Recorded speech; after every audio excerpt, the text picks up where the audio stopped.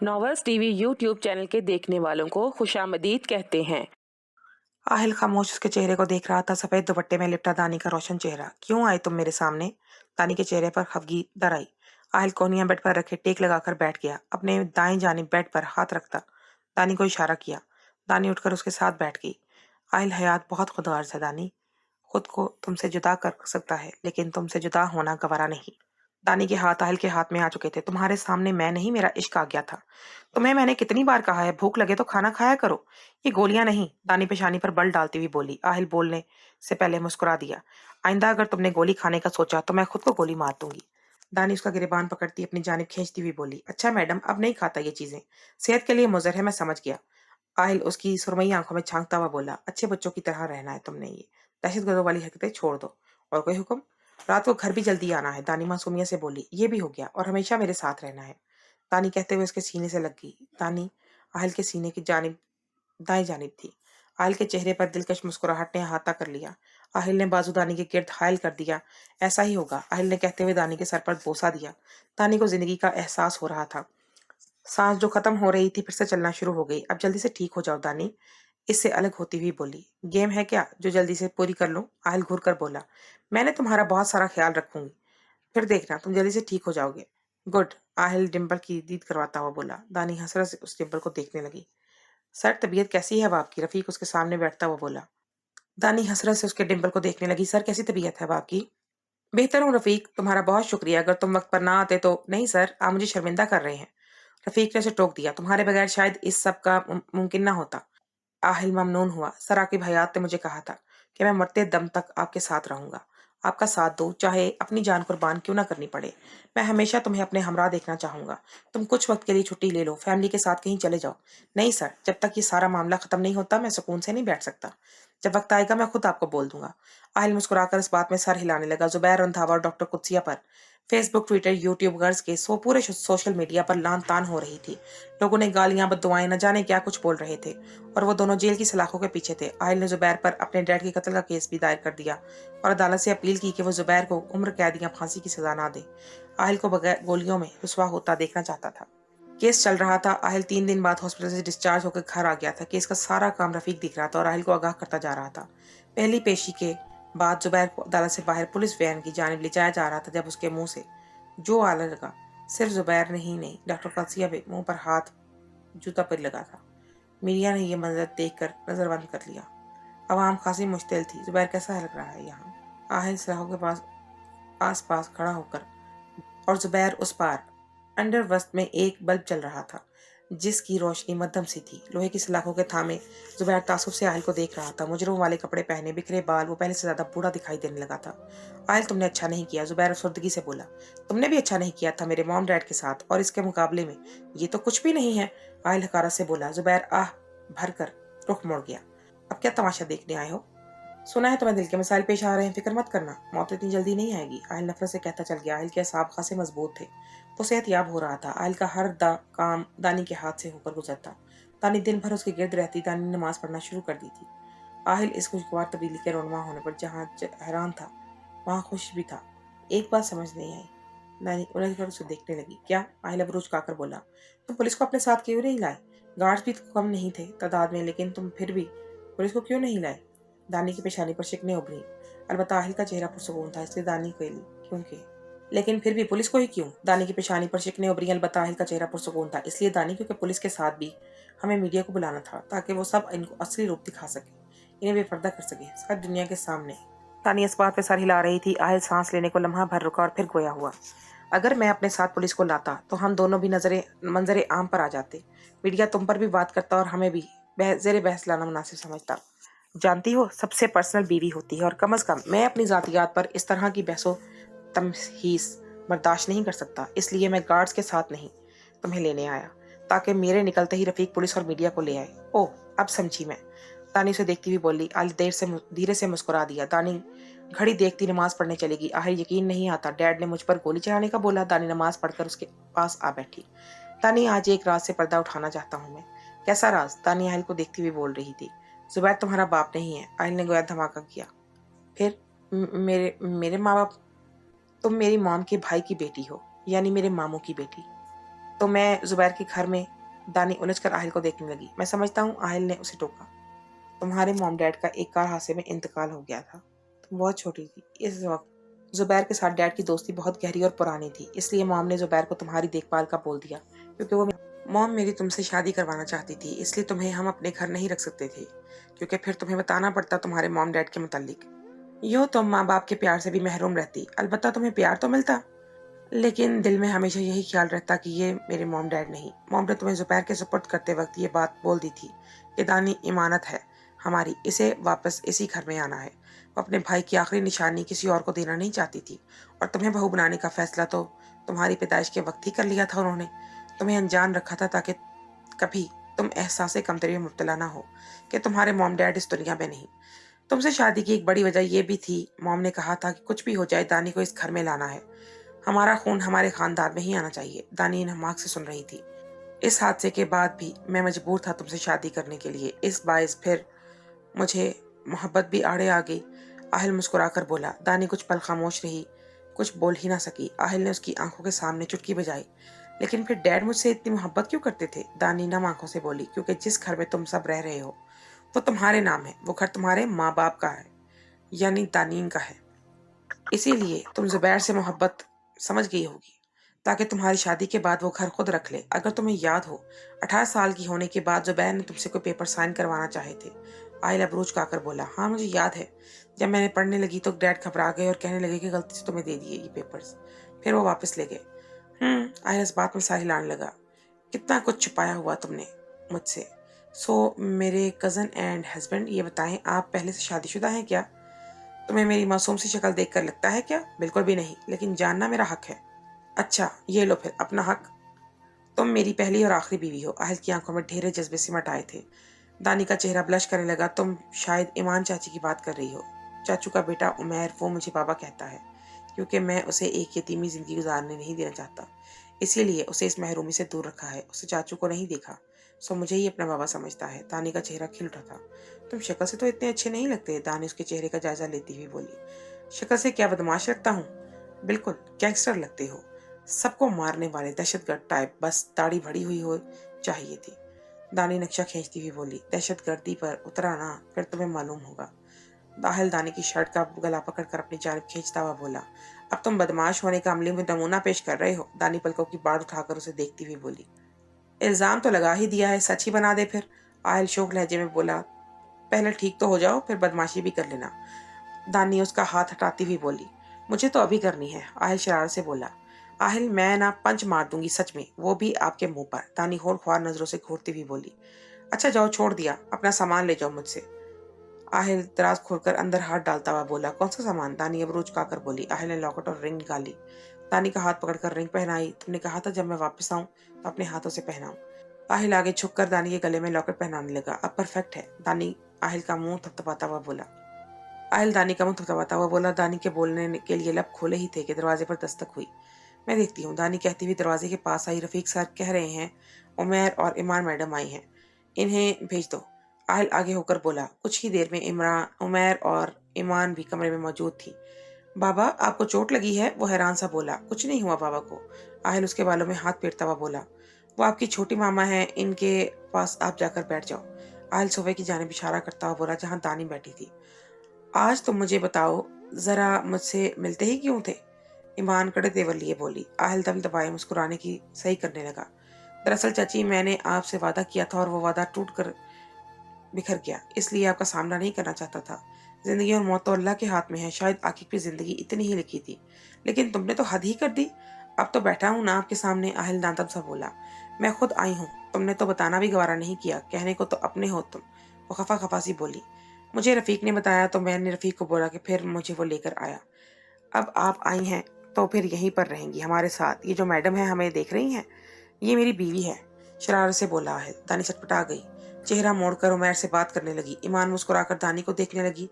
ईमान कमजोर होकर बाहर ईमान उमैर को लेकर बाहर चली गई। आहिल बहुत बदतमीज। आपका आवारा दहशतगर्द जल्लाद सा शौहर बदतमीज ही होगा। आहिल उसकी बात मुकम्मल होने से पहले बोला। दानी कहका लगाती उसके पास आ गई। मेरे बदतमीज हयात, ये बताएं कि ईमान चाची का किसको मालूम क्यों नहीं? मेरा मतलब कोई भी नहीं जानता। शायद चाचू ने छुप कर शादी की थी, मेरे अलावा कोई भी नहीं जानता। इसीलिए जो देख ले उन्हें मेरी बीवी बना देते हैं, जिसे तुमने बना दिया। तुम भी तो छुपे रुस्तम हो पूरे के पूरे। ऐसे राज दफन करके बैठे हो मगर कोई राज नहीं। अब हम सकूत से रह सकते हैं। पाकिस्तान में इंसाफ आटे के नमक में माने मिलता है। जुबैर को कम सजा की अपील तो आहिल ने की थी, लेकिन डॉक्टर कुदसिया 5 साल की सजा काट कर रिहा होगी। डॉक्टर कुदसिया रिहाई के बाद दिखाई नहीं दी, अलबत्ता जुबैर सड़कों पर भीख मांगता दिखाई देता, क्योंकि ना तो उसके पास घर था ना कारोबार, और जॉब उसे कोई चपड़ासी भी नहीं रखता था। कोई उस पर थूक देता तो कोई तरस खाकर पैसे दे देता। वो फटे पुराने कपड़े पहने किसी को भी गली में दिखाई देता तो कभी किसी गली में। डॉक्टर कुदसिया ने भी बाहर निकलकर उसे सहारा न दिया। जुबैर के जिनसे ताल्लुकात थे उन्होंने भी मुंह मोड़ लिया, उन्हें अपनी साख खराब नहीं करनी जुबैर की वजह से, क्योंकि उन्हें अपनी साख जुबैर से ज्यादा अजीज थी। आसिम भी बेगाना हो गया। ये सियासी लोग एक ही थाली के चट्टे बट्टे की मानंद होते हैं। सफेद बाल चेहरे पर जमी गर्द करता कुर्ता जगह जगह से फटा। ये जुबैर पहले वाले जुबैर से बिल्कुल मुख्तलिफ था, जो मर मर कर जी रहा था, बल्कि खाने को कभी मिल जाता तो कभी नहीं। सानिया और अनम को हॉस्पिटल आहिल संभाल रहा था, अलबत्ता वो अपने घर में रिहाइश इख्तियार किए हुई थी। अनम का इलाज भी आहिल करवा रहा था। जुबैर का अंजाम देखकर अशद ने भी किनारा कशी इख्तियार कर ली। कहाँ गुम हो गई? आहिल ने दानी की आंखों के सामने चुटकी बजाई। दानी लम्हों में सालों का सफर तय करके आई थी। कहीं नहीं, मेरे डैशिंग हयात। दानी उसके चेहरे पर नजर डालती हुई बोली। आहिल का डिम्पल फिर से याद आया, जो दानी की तवज्जो का मरकज बन गया। हम रोज घूमते फिरेंगे क्या? दानी आहिल को देखती हुई बोली। क्यों, थक गई हो? बिल्कुल भी नहीं, मैंने सोचा टैटू साफ करवाने से पहले घूम फिर लें। आहिल चोटियों पर जमी बर्फ को देखता हुआ बोला। यहाँ से गाड़ी में बैठते हैं। आहिल सड़क की जानिब देखता हुआ बोला। दानी इस्पात में सारी हिलाती चलने लगी। नहीं, आगरा आबशार। आहिल दानी की बाजू में अपनी बाजू डाले चल रहा था।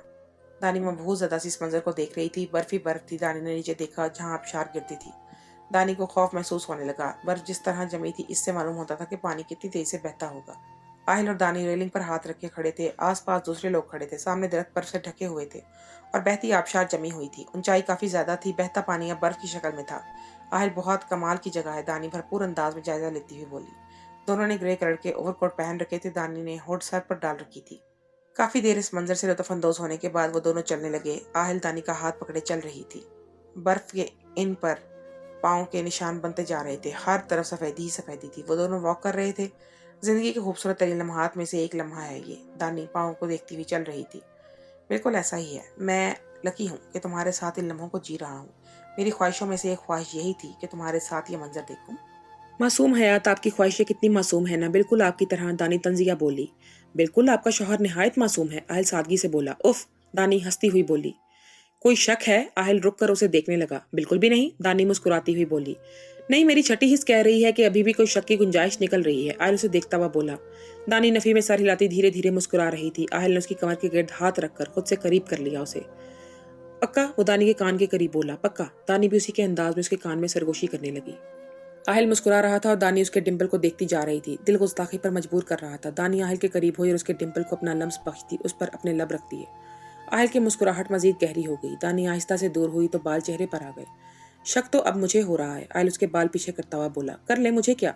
दानी शाने उचकाती उसकी गिरफ्त से निकल गई। आहिल मुस्कुराता हुआ तेज तेज कदम उठाता उसके पीछे चलने लगा। मजीद एक हफ्ता वो कनाडा में रहे। टैटू साफ करवाने की गर्ज से आहिल और दानी जेट में बैठे थे। एक बोझ सा था दिल पर दानी कि जो अब उतर चुका था। अल्लाह ने उसे एक बेहतरीन हमसफर से नवाजा था। आहिल दानी उसका बाजू पकड़ती हुई बोली, जो आंखें बंद किए हुए था। जी। आहिल आंखें खोलता हुआ उसकी जानिब मुतवज्जो हुआ। Thank you. किस लिए? आहिल उसके बाल सेट करता हुआ बोला। ये टैटू साफ करवाने के लिए। दानी की आंखें नम हो रही थी। मुझे थैंक्स कहने की जरूरत है क्या आपको? आहिल खफगी से देखता हुआ बोला। नहीं, लेकिन कभी कभी ये थैंक्स और सॉरी किसी रिश्ते में बहुत अहम किरदार अदा करते हैं। इसका मतलब है कि आपके लिए वो इंसान अहमियत का हामिल है। मैं जानता हूँ, आहिल पुरएतमाद लहजे में गोया हुआ। अब हम वापस जा रहे हैं? नहीं, सऊदी अरब। मुझे वहां भी दौरे के लिए जाना था। सऊदी अरब के नाम पर दानी की आंखें चमकने लगी।